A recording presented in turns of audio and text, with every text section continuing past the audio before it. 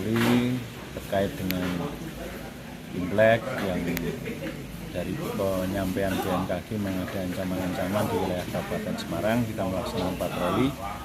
Hari ini untuk hujan intensitas sedang, sedangkan angin memang bertiup sangat kencang dan ada kejadian 6 pohon tumbang yang ada di wilayah Ambarawa, kemudian di Bergas, wilayah Ungaran dan Tengapus.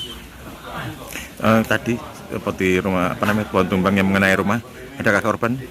Untuk kejadian hari ini tidak ada korban, hanya kerugian sedikit rumah yang atapnya aja yang ketimpa, tapi sejauh ini tidak ada hal yang menonjol terkait dengan kejadian hari ini.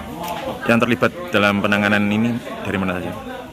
Untuk penanganan hari ini kami dari BPBD dibantu oleh teman-teman komunitas relawan yang luar biasa membantu kita dari pagi hingga malam hari ini. Kemudian juga dari aparat kepolisian dan TNI juga bersama-sama dengan kita, serta koordinasi dengan PLN karena kebanyakan pohon yang tumbang mengenai kabel listrik dan itu perlu penanganan PLN terlebih dahulu sebelum kita eksekusi untuk penyelesaiannya, penanganannya.